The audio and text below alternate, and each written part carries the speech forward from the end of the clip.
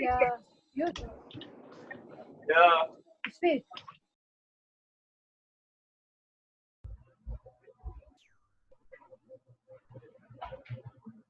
دكتور أحمد الغاص. Okay, Bismillah ar-Rahman ar-Rahim. I think we'll get started. We're very pleased today to have our critical care fellows part of the program for the NASAM. So I thought I'd give them the first few minutes just to overview of what's this project.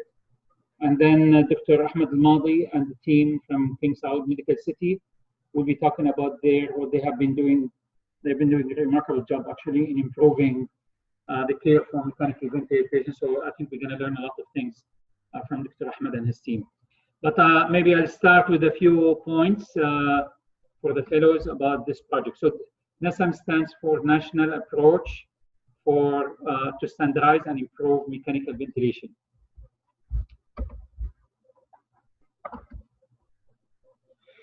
So this is a project that is being conducted at present across 74 ICUs in Saudi Arabia.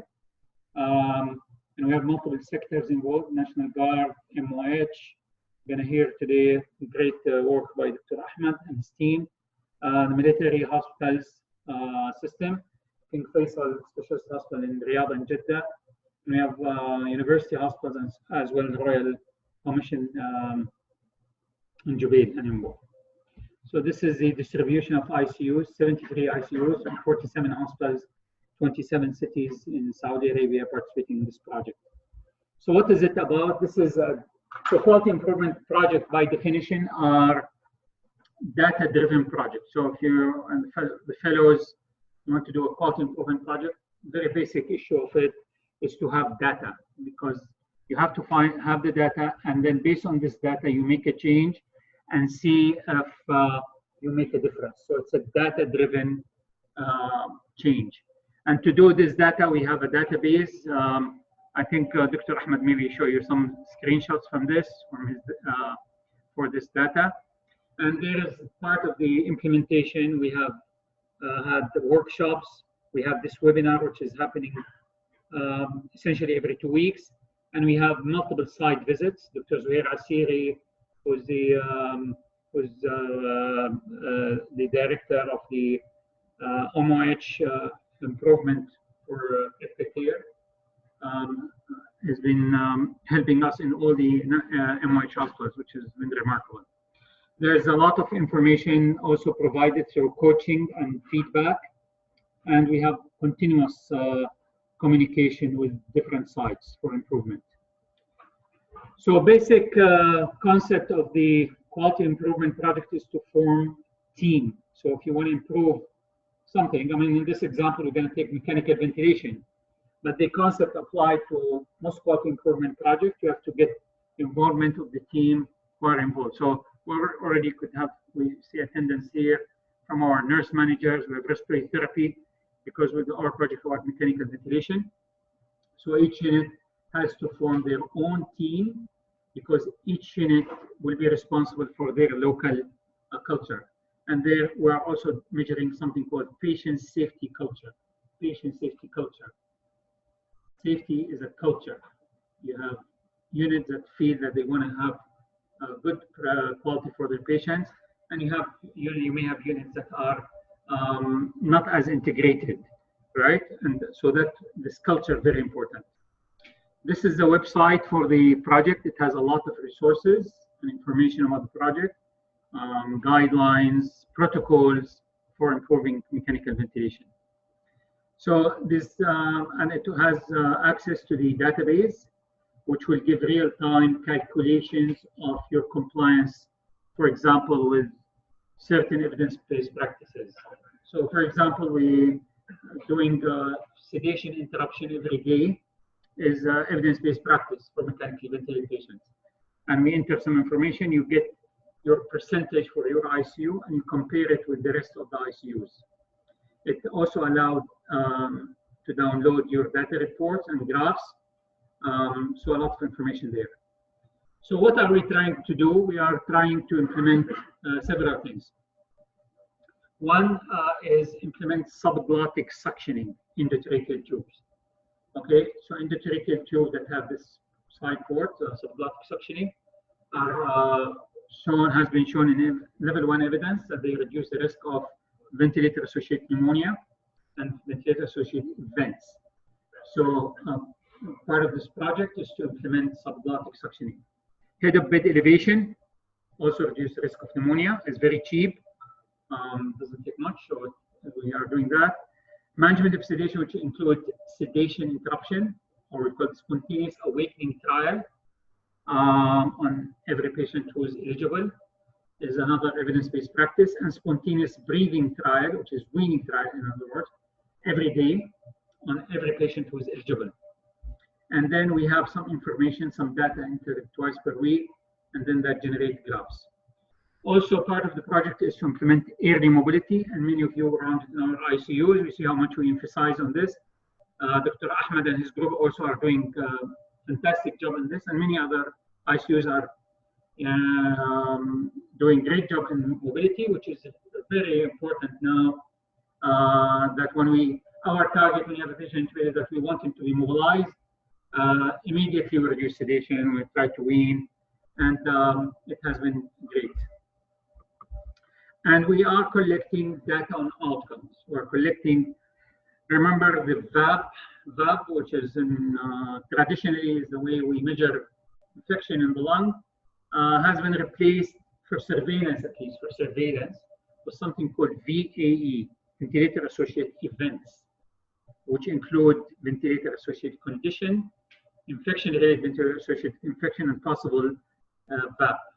So we're collecting data on this, and we're collecting data on mortality, and hope that by doing this intervention, we reduce mortality of mechanically ventilated patients. So this is some of the resources in the website. Also, we're monitoring how involved are the units. We have some units doing great job, majority actually doing a fantastic job in following up all this green. We have some units started, but for different reasons couldn't participate. And we are following up on data collection as you show on this, you see on this dashboard. So this is in brief what the NASAM project is all about. It's a quality improvement project. The idea of doing it in many ICUs at the same time is that we use the expertise of experts like Dr. Ahmed today, Dr. Zuhair, and all the experts to help not only one ICU. I mean, it's good that we have one unit. No, now we are doing it for many at the same time. So, for example, we have at present 25 ICUs joining us on this webinar. And we communicate, I mean, we put all these videos on the website so people can later on make comments. Maybe Dr. Zuhair, you make a few comments. We have the critical care fellows, which is really great opportunity. We thought that we'd give them a little bit about the NASAM, because it's part of training is people understand what quality improvement project. So if you want to make a few comments, and we'll give them microphone to Ahmed Mawda. Thank you very much, Prof. Yasin. It's an honor to start the project almost 16 months now, almost. We started planning. Yeah, so it's a very nice project, and the main purpose is not the research, although we'll have a benefit. It's a win-win. So we have a lot of gains from the project, but the main objective of the project is basically to improve the outcome of mechanically ventilated patients and to look to the adherence of people to the bundles. The bundle's been approved, so we're not putting something new in the taking care of mechanically ventilated patients, but basically we want to prove to the people that we can look at the adherence to the bundles among Ministry of Health hospitals and other hospitals. Why we are concentrating in the Ministry of Health hospital? Because we have a lot of community-based hospital where the importance, the quality measures and adherence program make a difference. Because when you have a consultant, you don't have to push hard for the bundles, but there's a consultant who can take care of the patient. But the area where we need the guidelines, the policy, the procedures, the pathways are those area lacking staff and things like that. We learned a lot from the project. We learned the level of the care, collaborations and cooperations, and that's meet the Saudi Council for Health standards, اسمه CANMED. So what are part of the CANMED? Collaborations, cooperation. So this is very excellent project, and I think maybe at one day maybe Prof. Yassin has to call for fellows to maybe participate in this nice project or other quality projects. We don't, project that only look at, case report or studies that has difficulty to prove. We are looking for something like this that could improve the outcome in our, lovely ventilated patients across the kingdom. So that's a very good project, and I'm glad and thankful for Prof. Yassin for having this report involved in the project from -2 or 3 weeks before the project started. So we are there from the beginning. Thank you very much for taking up. Thank you for being here. And I think also for the fellows, we are going to be soon, inshallah, our colleagues for practicing ICU. We need to remember one thing. We have 2 jobs. One is to take care of patients, right? Okay. But you do your rounds, you finish, you saw the patient, you intubated the one who needed intubation, and put central anesthesia. We did that. But the other job is to improve the care. Is the other job. So the first part is to do the job. The second part is to improve the job, right? So just saying, well, they don't do hand hygiene and walk away. That doesn't happen. Your duty actually to make things better. So I think this is what's quality improvement is, that you need to get engaged in making things better in your unit for your patients. So I'll leave it now for Dr. Ahmed. He's going to share with us a wonderful experience, حقيقة, being done at King Saud Medical City and in the NASAM and many other things. But he's going to tell us about the experience they had in the NASAM project. Dr. Ahmed, تفضل.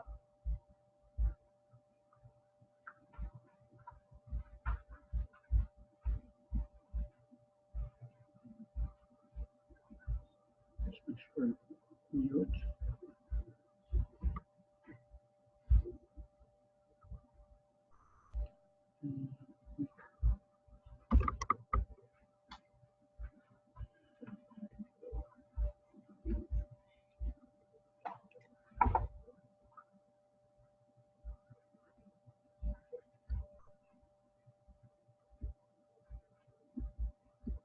Just was this. Second name. This one.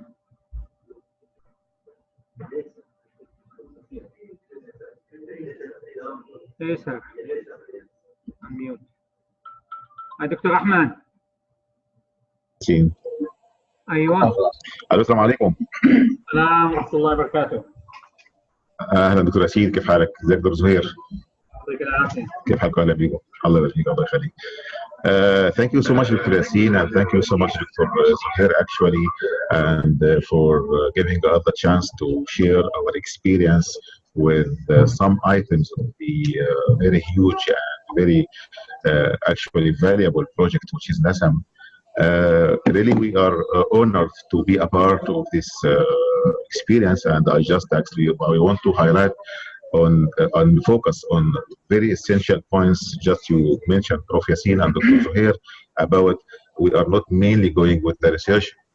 We are 100% going with the changing our practice to be centralized, especially with mechanical ventilation cases, which is almost we have almost a positive feedback on the outcome and mechanical ventilation days. I'd like to start with the our King Saud Medical City Critical Care Department and the experience with the sedation and spontaneous awakening trial and spontaneous breathing trial over the last 9 months. We are starting joining the NASAM since 1st of January 2019. First, I will go with some of the outlines. I will go through the presentations. Next, please. I can move. You can control it, Dr. Ahmed.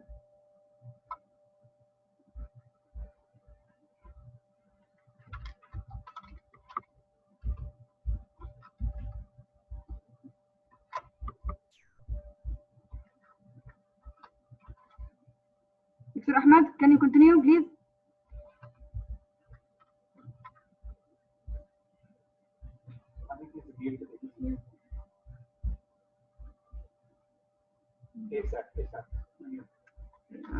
Because he's moving it with me.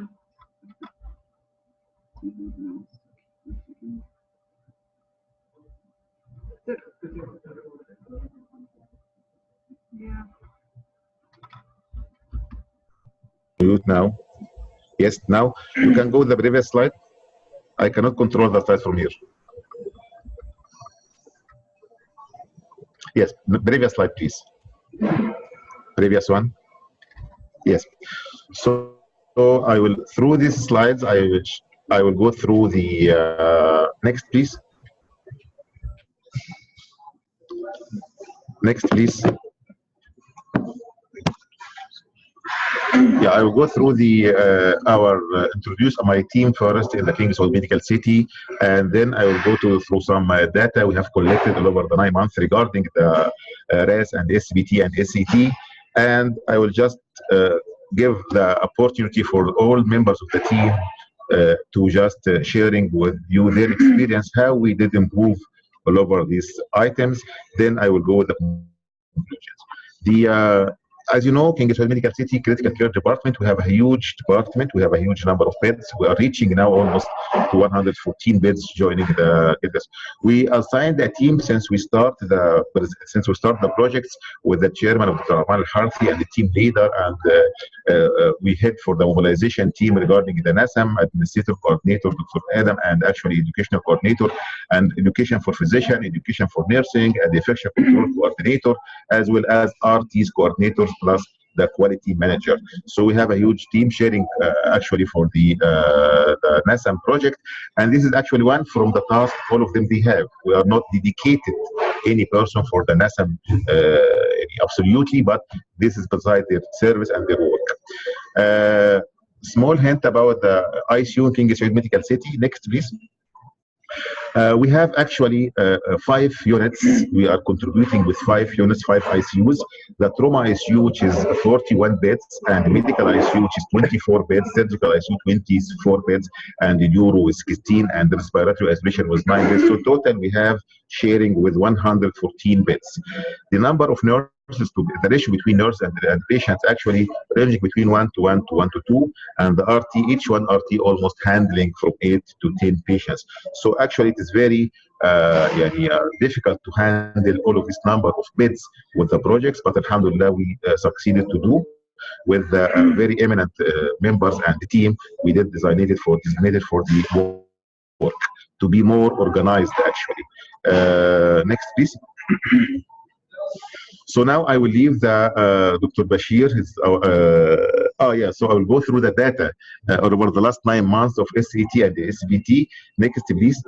I will just we have 5 units, almost 5 ICUs working with us. So regarding the spontaneous awakening trial, we did find at beginning, the first 3 months of the project from January to March, very low compliance for the spontaneous awakening trial. Next, please. As you can see it here, the range, the percentage of the compliance reaching almost 50 to 60%, which is very low for the units, the first ICU, which is trauma ICU, and with huge effort and interpreting the data and doing a task force for improving this compliance, we succeeded actually from April to May to the upcoming months until now to reach with almost closely to be 100% compliance regarding SCT. This is also for the others units. Next, please. And you can see the 5 ICUs we have. Dr. Ahmed, can you this graph to the fellows? I think if you... Okay, this graph I will explain. Yes, Prof. Okay. This graph I will show you. The blue line actually it's showing the compliance of each units we have. So if you are seeing the red line, the blue line, this is our unit, for example, ICU1, and the green line, it is per hostel. So the total hostel, 114 beds at the compliance. So we are comparing each unit with our all hostel ICU bed as regarding the compliance for SAT. And if you can see the orange line, it's representing the all regions. right? So we can stand for this very, very actually valuable graphs, and always we have it updated everyone, and you can see it every now at any time. So we can know where we are now currently. If you are comparing our unit with our ICU with other hospitals, we can know where we are exactly our compliance with the items. So you can see focusing on the blue line, which is the unit of the trauma ICU. At the beginning, if you can see, our compliance with spontaneous awakening trial was only reaching 60%, even in March going down to be 40%. Then we did some task force, we working on that. We succeeded to improve to reach in May to almost close to 97%, and alhamdulillah we stayed on this state for the all over the last 5 months. If we can see the next graphs, also the same but with another unit, medical ICU. Next please, you can show. Next. This is another unit, which is also the medical ICU. Third unit, which we have the surgical ICU, and neuro ICU, fourth unit, and the isolation respiratory, the last units. We can have some drops if you can find here, and you have some explanation for that in the neuro ICU. We can go with the next slide, please. Next graph, yes, the last one. So this is the 5 units we have regarding the SAT. As regarding the spontaneous breathing trial also, for the unit 1 of the ICU 1, which is 41 beds, we can find ourselves actually blue average, even the benchmark of the region, which is orange line. Our unit was blue, that which is almost reaching in month of March to 34%, which is actually we were shocked to have this for SBT, and still we have on the same time we starting to improving all over the next month. So you can find your unit, your ICU, where you are in comparison with the other units. Next please. Yes. So this is the 5 ICUs we have all over the regarding spontaneous breathing trial. So now, if we are comparing in the first 3 months with the next following 6 months, actually we have a huge difference between both of them. Really, we realized that we have a problem at the beginning, and we didn't know that. So this is our just showing you our data. And next slide. Next slide, please. So now, previous now. So now, actually, we have some sort of mini meetings we did. Next, previous one, please. To improve the compliance and actually the practicing these items of the NASAM bundles. One of them, we did review our policy and protocols, and Dr. Bashir will present, and we start to have some sort of physician and the nursing education as well as the RT perspective about of that, and we start to have some competition between the NASAM members. So we will go with each section of improvement item of those. I'd like to present Dr. Bashir Abdurrahman now. He will give us a clue about how we did implement the sedation policy and the protocol to improve our compliance with the SBT and SAT and the rest. Dr. Bashir.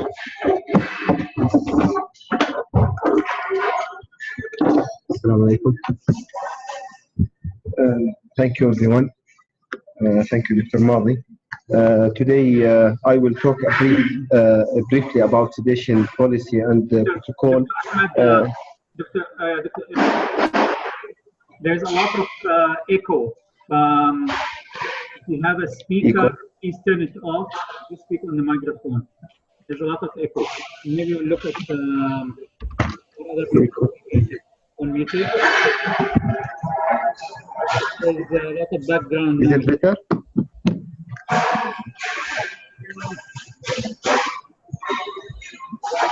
Is it okay now? Noise. Noise. Huh? Okay, carry on. Okay. So today we will talk about sedation policy and the protocol. I will try to be focused and brief because many of my colleagues will talk for other interventions. So first, we need to review. We decided to review our policy and the protocol, and we asked ourselves a major question or a good question: do we need to add more intervention or intervention? Yes. أحسن كده. Okay. Okay. So first question we asked ourselves that maybe we need to add more interventions or to add more procedures to our policy that we can catch NASAM, because as mentioned by Dr. Ahmed Madi, we were below the average in some items.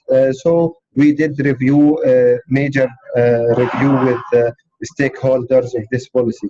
You will find now, while going through our policy, that we find some changes we need to add, and those changes were discovered after reviewing NASAM data.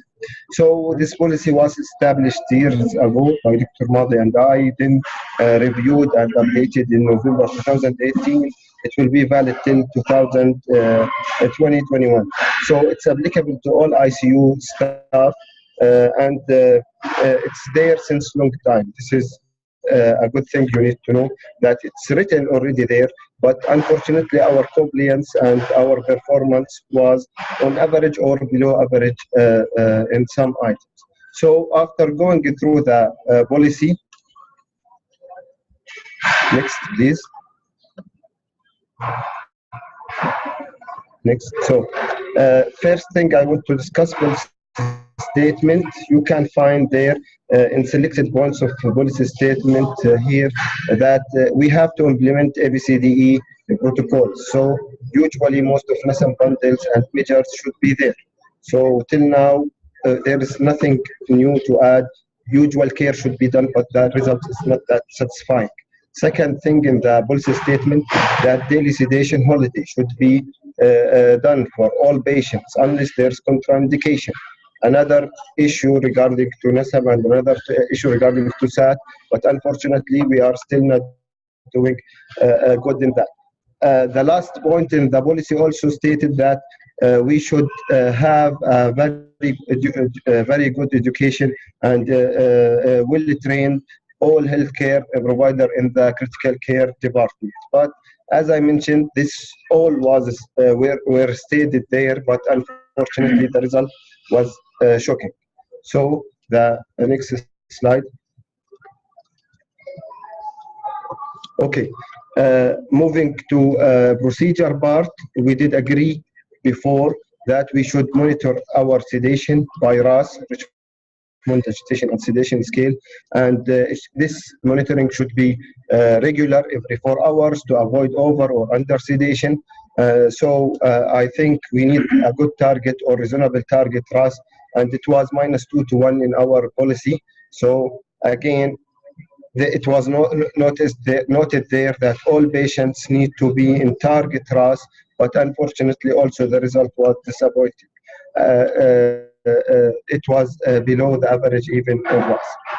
Again, even for contraindication of this target, we mentioned clearly in the policy -3 to -5, also it will be there, and it was clear for all the staff.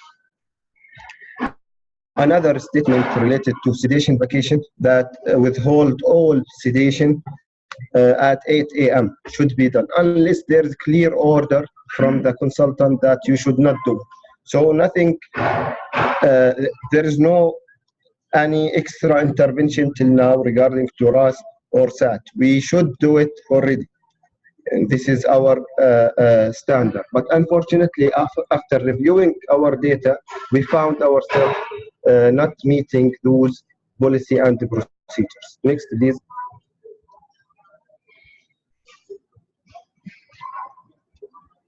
Yes, it was also stated in procedures to perform SAT and SPT, early mobilization also, and exercise by physiotherapists as indicated to all patients. Another good statement that we should avoid use benzodiazepines and deep sedation to reduce delirium, and even neuromuscular blocking agent you should not be used unless you have to, and it's the last one.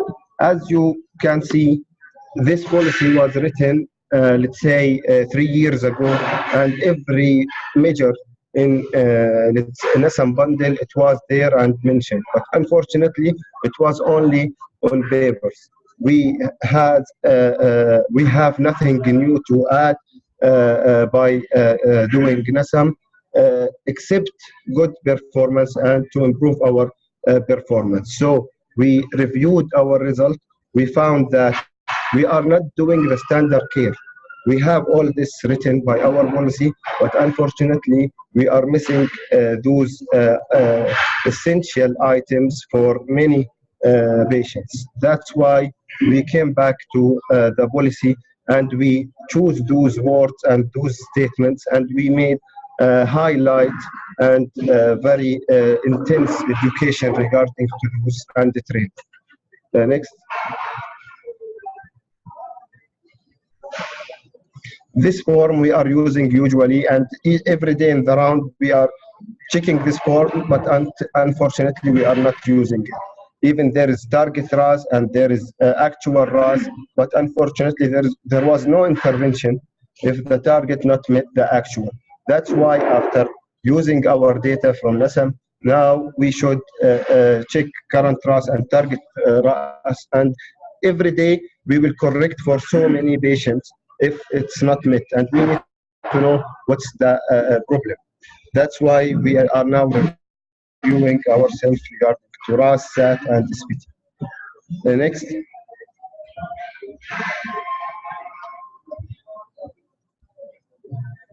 Yes, you can see here, this is our algorithm. Everything was mentioned here, but after reviewing again NASAM results, we found it's very complicated algorithm. It's not applicable, by the way. And if you will give this algorithm to any nurse, I think half of it will be complicated and not applicable. So we started to highlight on our weakness. So we have, as I mentioned, no extra procedures or measures to add to our policy, but we need to highlight on some of them, and even we simplify some procedures to improve staff compliance. Let's say we found a very bad results for RAS target because there is no written target by the physicians. So we made it as a standard for all patients. We have target RAS -2 to 1, unless there is a special order to be, let's say, deeply sedated patient from -3 to -5. So now it's by default to all our patients to be within this target RAS, unless there's contraindication. So no need to write it down every day. Also for SAT and SPT, now no more their special order need to be written. It's our usual practice. Every patient, it's like a patient right to have trial with SAT, if success also to trial of SPT without written order. The exception, if there is no order, if there is contraindication, you should write. Do not do SAT for this patient because of this contraindication. Last thing, I think we changed the standard sedation from benzodiazepines. After also reviewing some data, we found that most of our patients prolongedly sedated, deeply sedated. So we changed the standard sedation from benzodiazepines to, of course, non-benzodiazepines like propofol, and using the Presidex as needed and when we can use it. So I think this is the brief regarding to our policy. Last thing I want to add, there is no extra interventions we added here for our policy. It was all there, but the compliance was poor, not the procedures. So we highlighted on those important things. We found ourselves performance, and we now improving ourselves. Thank you very much. And now, Dr. Tasmia, she will present some of the educational activity done for the physicians and the staff. Thank you.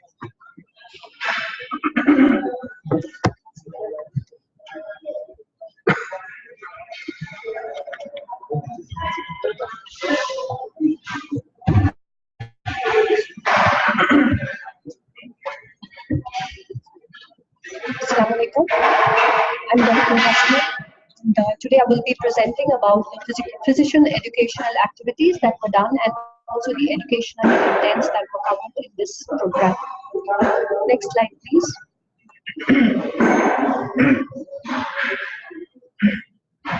So these were the educational tools that were used. We had NASAM lectures for all physicians.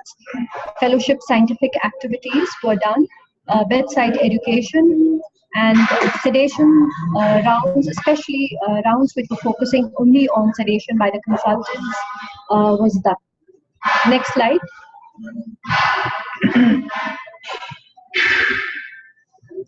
So these were the other educational tools like awareness lectures, especially on the protocols. Physician WhatsApp reminders were being given for the physicians, just as a reminder, and privileging of the physicians was done for sedation prescription.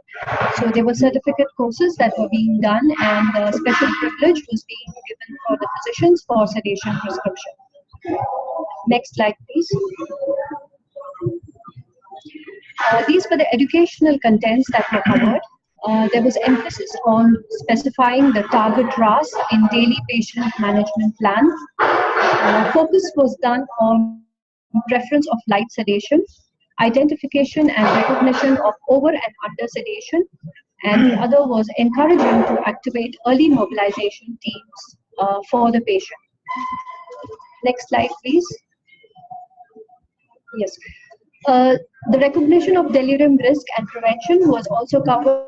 There was physician awareness regarding the preference for non-benzodiazepines, especially as you see, benzodiazepine sedatives are more prone for delirium, so there was more emphasis for the non-benzodiazepine type of drugs. And then we have education about the daily sedation holiday and also the awakening trial. And routine daily spontaneous breathing trial also, unless it was really contraindicated for the patient, was being carried about. Next slide, please. I now pass over to the nursing education. Sister Kartika will be speaking about this. Thank you.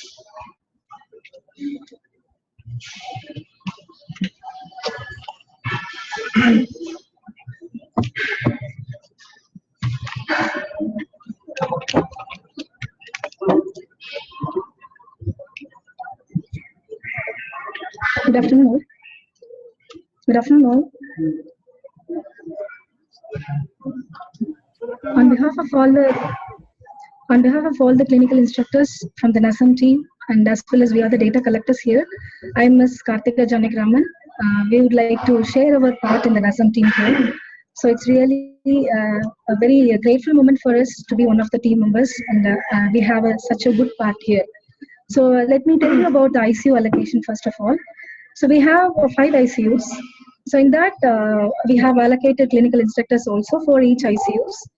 Ms. Chitra and Mr. John is responsible for the trauma ICU, where we have 41 number of beds, whereas Ms. Kartika is responsible for medical ICU that has 24 beds, and Ms. Blessy is responsible for surgical ICU that has 24 beds. And for neuro ICU, Ms. Karen is responsible where it has 16 beds, and Ms. Booma is responsible for the isolation ICU that has 9 beds. So total number of beds in account is 114 beds, and our nurse-patient ratio is 1:1 or 1:2. Next slide, please.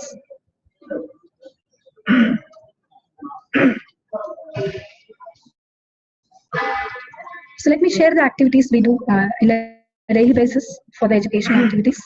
So as a part of the NASAM, the nursing education is providing the education to all the bedside staffs to make an effective inculcation among the bedside nurses, especially for the RAS, and also the importance of SAT has been implemented, and it's going on also. Almost 90% of the total ICU staff, I can say more than 500 members, has been covered already through various, different educational activities like CCD mega lectures, bedside teaching we do, and especially when we do the data collections, we go and check them, counter check with them, whether they are doing it rightly or not, and if there is any queries is there among the staffs, we used to clarify them, and especially with the support of our leaders also. And the unit lectures are conducted in the morning sessions, and orientation of the newcomers, especially as we know newcomers are really very new to the policy, so we give very good orientation to them, especially concentrating on the RAS and the sedation protocols also. And we are doing the competency evaluation based on the policy. Continuing our activities here, As the clinical instructors, we were well trained by the NASAM team educators, and also we have a very good support from our leaders, especially our managers. So in this case, we are doing our data collection and entry twice weekly. I could say especially we are doing it on Monday and Wednesday. Next slide, please. So as we all know, we never grow without challenges. So as we are all in this team, we also face some of the challenges, but all these challenges we were able to overcome with the solutions that have been guided by our leaders in the team itself. So number one challenge we faced is unavailability of computer for the data entry, because always being in ICU, the hospital information system is always kept busy. So we don't find adequate adequate computers to do our data entry at right time.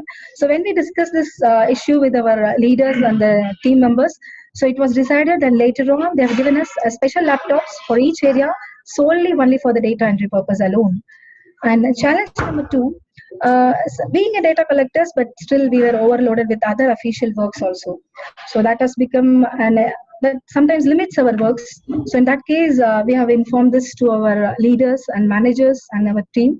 So that at that time they gave us a solution that they have given a dedicated overtime was given for us exclusively only for the data entry, and that is for twice a week. And the third challenge we faced is, there we found some of the compliance rate is reduced, or lack of compliance, maybe in the knowledge part, or when doing in the bedside, when they're not able to assess rightly the RAS or SAT on that cases. So especially for the sedation protocol. So in that cases, we were able to empower them, especially on the sedation protocols and narcotic adjustments, and how to achieve the targets based on perfect policy. So another challenge we faced is a lack of experience of the newcomers. As I discussed already, newcomers are very new to our policies. So the same, we had a problem how to improvise their knowledge with us. So we have conducted intensive training programs and education programs to improve their knowledge in this. So and now, so far as of now, they are all very competent now, and they are able to do their RAS and SAT very good in their bedside. And another challenge, as we all know, it's being very busy, physicians are very busy in the ICU bedside. So sometimes we don't get the clear physician orders for the target RAS, SAT, and SPT. In that case, when we discussed with our leaders, so communications was done in a right, proper channel. And finally, now, as of now, everything was clear, and we are getting a clear physician order from our physicians. Next slide, please. So I would like to present some of our queries here. In some cases like brain death patients, how can we apply the RAS? How can we score the RAS? Or even some other cases we have like a patient with psychiatric illness. How can we score the RAS for this patient? Psychiatric illness, especially I mean cases like major depressive patients who come with flat effect. After some time he'll be aggressive or something like that. In that case, really we have queries that how could we score the RAS for these patients. So it will be happy that if we could get some response for that.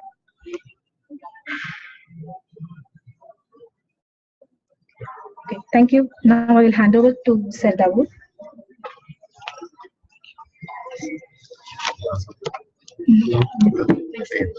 Yes. We're going to carry on with the whole presentation, then we'll have discussion. We'll address this question and other questions. It's okay, sir. Yeah. Good afternoon. Hello. Hello. Hello, go on. Good afternoon. Yeah. Okay. Good afternoon, all. On behalf of NASAM team, I want to share with you our experience for NASAM. I am Dawood Asad with Madam Huda. She's the Administrative Nurse Manager. I'm Clinical Nurse Manager. First of all, we'll start about our CI competition.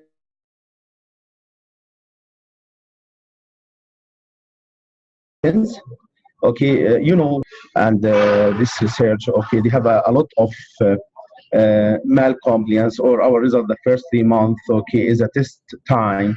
They found our scoring for the spontaneous awakening trial and SPT is very low with the RAS. Related many factors. One of these factors is the awareness of our staff, physicians, premature policies is all this one. and they work hardly after these 3 months to improve ourselves, not only for NASAM projects, but to unify the one very nice and based evidence practice for all over ICU. Next slide, please. Next slide. Yeah, the NASAM team conducted a meeting in the nurse manager office, and they initiating one task force team, including the admins, the leader, and the CI data collector for the NASAM. And they agree all of this team to focusing on the each poor compliance items for every month to improve our scoring and to improve our practice after these 3 months that a test month. Then after that, they founding after a lot of meetings, they have a mainly cornerstone for improving to give more education for staff, and they're running the plan by clinical instructor in each area by to do an awareness for the staff, daily lectures, daily check the bedside documentation for the NASAM bundle. Then after that, after 3 months, they can see Dr. Madi. He's already presented our improving from the scoring from low score to reach a high score until they reach, inshallah, 100%. Next slide, please. And this is a picture of our meeting in our office with all teams, with the CI for NASAM data collector, with Dr. Bashir, Dr. Madi, and Madam Huda. All together, they initiating this focus team and task force team to improve our practice. Next slide, please. Yeah, and there is a very nice ideas from the team to do a competition for the CI that will initiate them, that they can help us to improve our practice. When they started our round, the preliminary round, reviewing the CI education activity in each unit from these 5 units that have, in the middle of each month, they find contributed for 20% score. Then after checking when they finished the round and checking the assessing bedside nurse awareness for all these RAS and the SAT and SPT, they accounted for 60%. And the percent for improving on the system for each items or each teams will found 20%. Then after that, you must be they considering the number of ICU beds in each unit, like a trauma ICU, like Ms. Katka, she's already presented. They have 2 data collector in the area because a huge number of beds there. And there is a special appreciation that giving for these CIs who score high percent, okay, based on the specific criteria that already settled and measured this competition according to this criteria. They found it. Next, please. Next slide. They found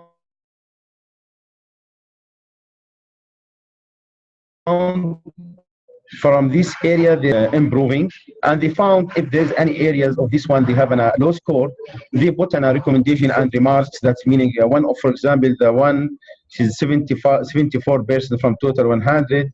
The mainly the initiating a bedside education for this staff and for this area, and 68.4 for the another area, and the highest score is 88% with excellent. For the 5, they have a 3 excellent percent for this CI. Next, please. And at the end of after announce this percent and these successful stories, they have a CI appreciation from all team on behalf of Dr. Harthi and Dr. Madi and Madam Huda and all teams. There is one staff that win a very small gift for her as appreciation, and even the others they help them and they support them to be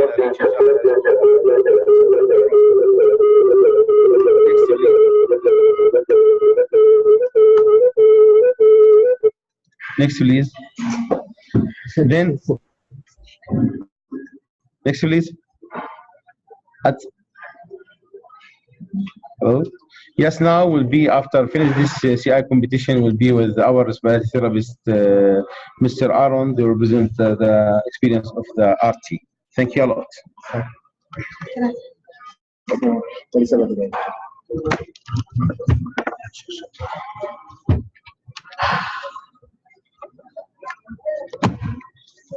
Assalamu alaikum. Good afternoon. Can you hear me, sir?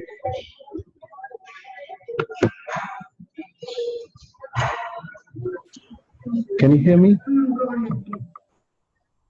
Yeah. Okay.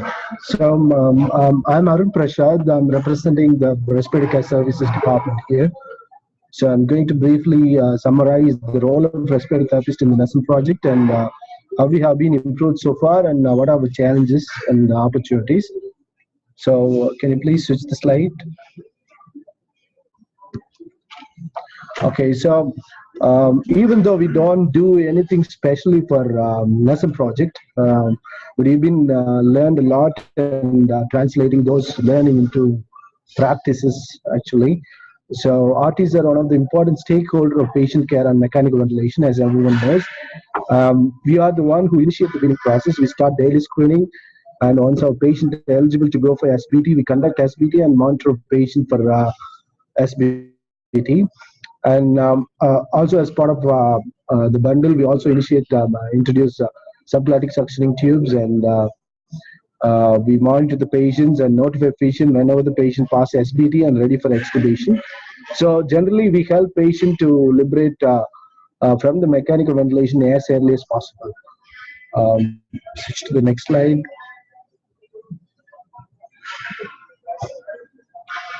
So this is about briefly about how we've been improved so far since NASAM was introduced. So before, the percentage of patients who undergo SBT was very less actually.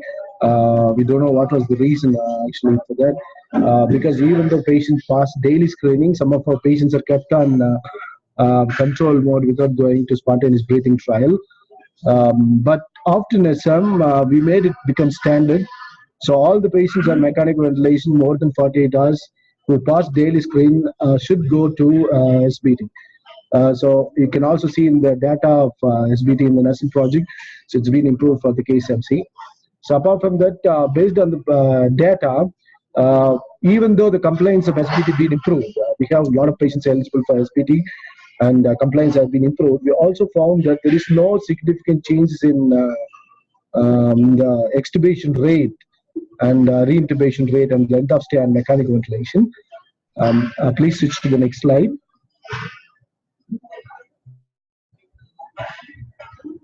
So we found that two major issues that affects the outcome of the extubation in our patients. So firstly, we found that after reviewing our patients' status and also the weaning protocol, we found that two major issues. Firstly, our criteria for selecting SBT is very strict. So the daily screening criteria is very strict. So even with we cannot eligible patient for SBT, even the patient has a minimal sedation, minimal vasopressor, PEEP of 5. So we found that this criteria is very strict, and we wanted to review the weaning protocol.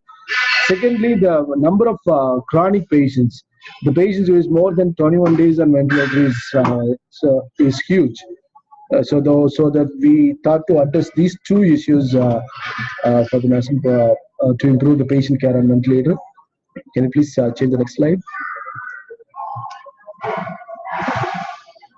So we did two things. First of all, we reviewed our weaning protocol. It's been reviewing.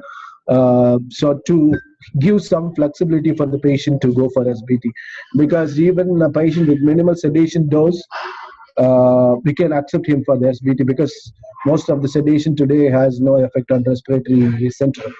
Also, we decrease the PEEP limit from 5 to 8. So even a patient of have a PEEP of 8, we can still wean. Also GCS, and also we've been working with the pharmacists to implement dexamethasone, especially for the prolonged ventilated patients, so that he will not have any respiratory depression and will not affect his triggering and the breathing. So next slide. So the second intervention is we wanted to create a separate protocol for the chronic patients who is more than 21 days, because what we feel is this protocol is for simple patients, simple weaning protocol, only applicable for patient is less than 21 days who has no previous failure of extubation. So we've been almost drafted a prolonged weaning policy, and we have created a team for weaning the chronic patients. So these ideas came out of the data from the NASAM. So these two things going to be implemented hugely in the future months. So the next slide. So as I show in the first slide, there was a picture. So we have to balance, premature withdrawal versus early weaning, because ventilation also helps and hurts. So we always tells our patient, the first thing is do no harm. Even you keep patient ventilated for life saving. So always we should think of when we should wean out of patient from the mechanical ventilation. So this draft says that. So the final slide. Can you please go to the final slide, next slide? Okay, so these are the challenges we're facing today. One of the main challenges is the staff buy-in for change, because we do a lot of changes in the process of care, and it's very difficult for the staff to adopt it. So we've been teaching the staff and also improving their adoption by improving the staff buy-in, by convincing them, by telling them this will improve the patient care and all those things. Then communication among the stakeholders, communication between RTs, nurses, pharmacists, and physicians. This is one of the important issues throughout the years. So we've been trying to improve promoting the effective communication among stakeholders. And the last challenge is we have large number of ventilated patients. So the RT's patient ratio is very high. So I've been working to. Thank you so much. Thank you so much, whole team. Assalamu alaikum again. I'd like actually in the last minutes, the way it's okay, just to conclude or to sum up what are the most important points we did to improve. Next, please. Hello. Next. So really, actually, how we did achieve that through coordinated approach with all of us, the teamwork. The most important, we did simplify the policy and protocol to make it easy to be implemented to achieve our goals. We have it actually, but simplifications, the policy and protocols to be achieve our goals. And really, we empowering the bedside nurse to drive the protocol by herself. And at the end, data collection in our in this project, actually, it is not merely a tool. It is just a tool to improve our practice, not a target at all. It is. It was actually just a hint to give us clue about we have to improve our practice. So it is not a target. And next, please. Conducting in-service education and the training for all staff, and very simple staff motivation. Actually, they did a very great job, and support from the nursing supervisor, from the head of the RT, from the head of the ICU, from the quality team, and very very good support. The flexibility, as Mr. Arun said, now actually in selection of the cases for criteria for SBT and SBT, as well as apporting the patient for the SBT. We have all low threshold. We increase it actually to have more patients with SBT. And finally, actually, we got from the data we collected, we have a problem with chronic ventilated patients. We start to have a task force, and we are implementing actually a specific team for difficult weaning. And I hope actually it shows its effect on the chronic ventilated patient in the next few months, inshallah. At the end, I'd like actually to thank all my team, all clinical instructors. Thank you so much. Our team, supervisors, nurses, clinical managers, Adam, our actual high-tech man and support. And thank you, Dr. Yassine, so much. And thank you, Dr. Zuhair. And I am ready for any queries. You are welcome for questions. Thank you so much. Thank you very much, Dr. Ahmed and the team. Really wonderful presentation. Reflect high-level quality improvement projects. Fantastic, as expected. So I would like to maybe show the fellows what you presented is a great example of a quality improvement project, and there are a few principles I think very obvious from this example that you learned. Is that we need data to make a difference, right? I ask you, for example, what's the percentage of people who should receive continuous trial who are eligible? Patient eligible, what's the percentage? 100%. Excellent. So what we think we should do is, we know 100%. How often we should wash our hands? 100%. Okay, second question.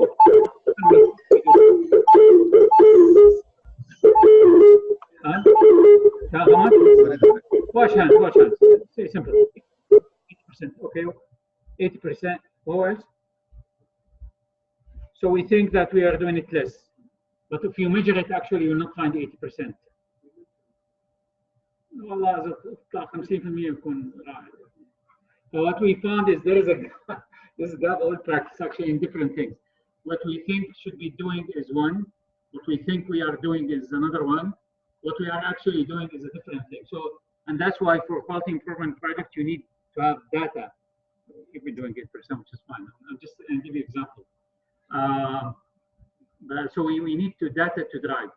Second issue, which is summarized beautifully by Dr. Ahmed at the last two slides, is that quality improvement project is not just you ask people to do. You have a lot of coordination, teamwork, getting people on board, right? Buy-in was mentioned in the last few slides, getting people engaged, you created competition. So there's a lot of things that people don't go on board, it will not work. It doesn't work. And I think what Dr. Ahmed presented is just a beautiful example, actually. Any comments from the fellows or final comments from Dr. Ahmed or Zubair?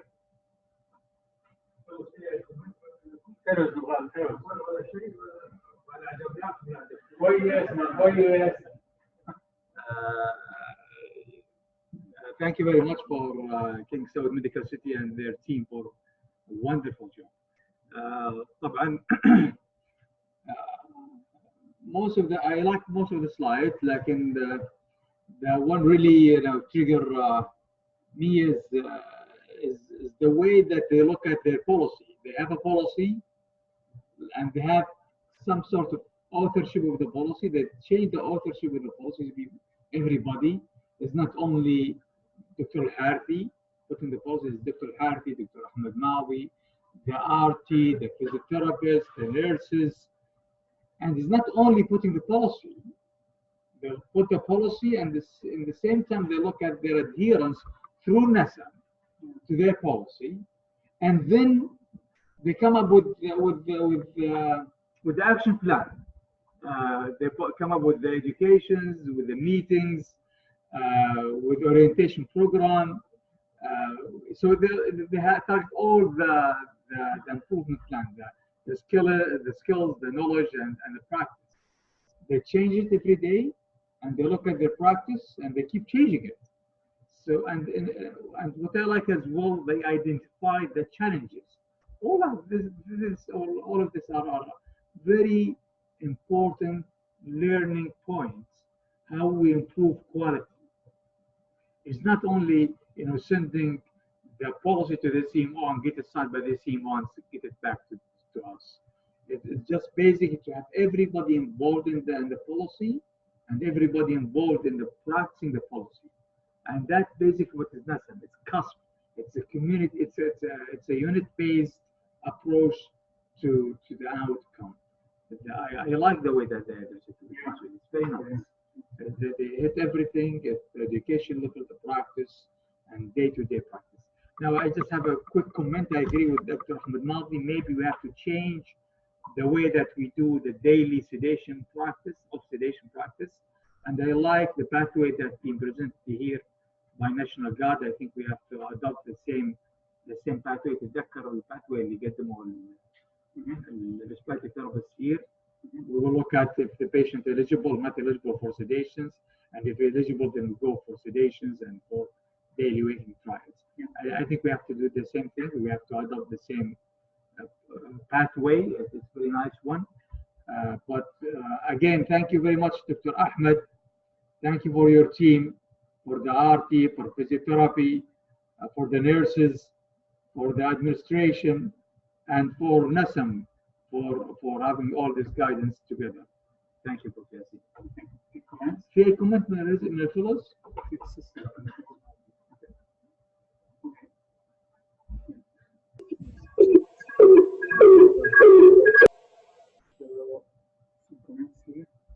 So say our province very low patient numbers. Which hospitals? And actually total 6-bed ICU most of the time have occupied by pediatrics and cardiology. Having said so, we still have a room for quite improvement that will work. And Mariam Al-Ansari. Okay, Dr. Mariam, great to hear that, and we'll just communicate with me. And she's under you, Dr. Mariam Al-Ansari from National Guard. Any other comments? There was a comment about RAS in comatose patient and brain dead. Well, brain dead, I think you can skip the brain dead. But for the patients, brain dead is excluded from the study. Yeah. Psychiatric. Yeah, so I searched actually in the literature about what to do with these patients, and there's no clear guidance about the patients not sedated. But RAS is a agitation sedation score, so it's not only sedation, also agitation. So even if the patient not sedated, you make your best guess, I think. This is a comment or a question? This was a question from them. Yeah, but most of the psychiatry patients, when they get in the ICU, I think we use the sedation protocol, and the psychiatry patient, I'm sure, was included and was not excluded. Let's say that the psychiatry patient was not excluded from RAS protocol or from PDSA protocol, but they've been addressed by Society of Critical Care. The high-risk area. Yeah, exactly. So those patients are not excluded in the protocol. And I think NASAM is an excellent example where we translate protocols and guidelines in the real practice. I was not a big fan of protocols and guidelines, and maybe most of the smart physicians not. But with the NASAM, it's not only applying guidelines; it's basically applying knowledge and teamwork and cooperations in the patient outcome. That's basically our interest, and we show a very good example by doing so. Again, King Saud Medical City, they were with us from time zero to from the beginning, and they have very good job, and they show us their weaknesses and the challenges and how they overcome the challenges and the weaknesses through the program. Thank you again, King Saud Medical City. Great. Thumb up. Any final comment, Dr. Ahmed?